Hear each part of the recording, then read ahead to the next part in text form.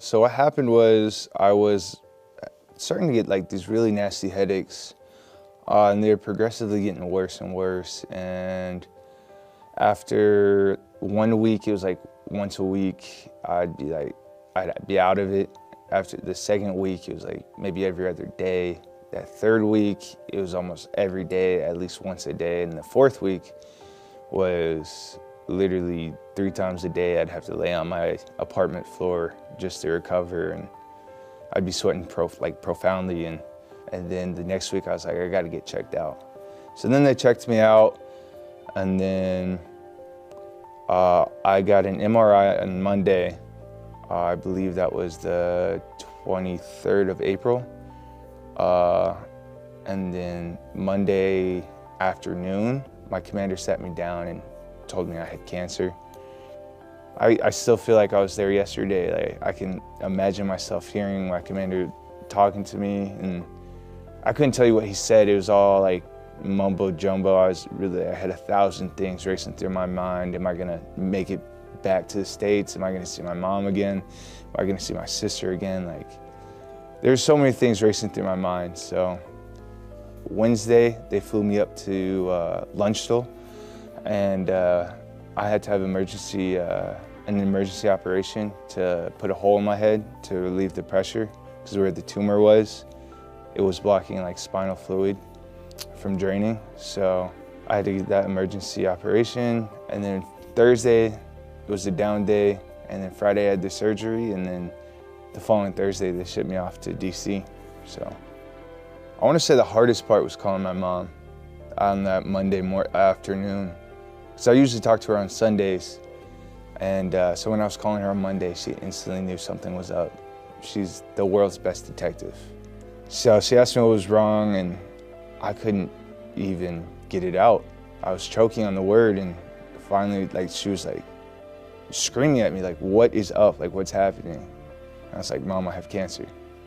I don't know if I'm gonna see you again. And that was probably the most difficult thing out of all of it, just because, you know, single mom raised me by herself, wielded me to where I am today. So it was tough for me to, you know, have to tell her, like, I love you, and if I'd ever see you again, like, just know I always loved you. That's never a bad moment.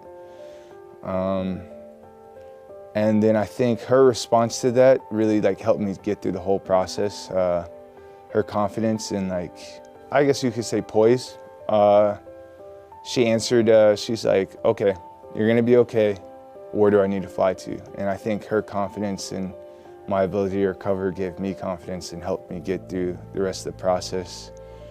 So that was a crazy week, kind of flew by. Actually dealing with the cancers and still having the headaches. It was rough, but it was manageable. And then the recovery process, it was long, but like the first summer, my mom's a teacher, so she was able to spend every moment with me that summer, and she really got me through radiation, which was by far the hardest thing I've ever had to do. I'd show up, and then I'd leave, and my mom would be there with a snack and a smile, and she made it all better. So I was able to get through the radiation. Chemotherapy, my mom had to go back to work.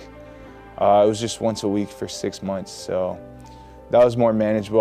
I think this summer, and all the strength and, you know, the 50 pounds she put on me because she forced me to eat really helped me through that process, and it wasn't too bad.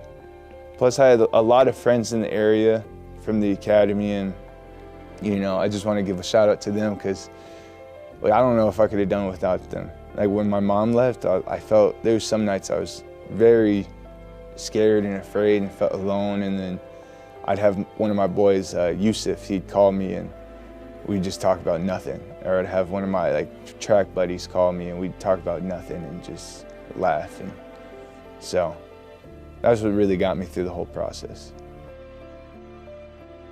This is an accomplishment for sure. One of my friends I met through chemotherapy, or through radiation, actually passed away, and he didn't let cancer get him, but he passed away, and he had this saying, it was laugh daily and eat cookies. He's a big cookie guy, so I feel the need to carry on, not only for myself now, but for my friends I've made through this process that couldn't be here with me, you know? So I think that's like the biggest feeling I get from being a survivor and making it through the process and making it through the storm.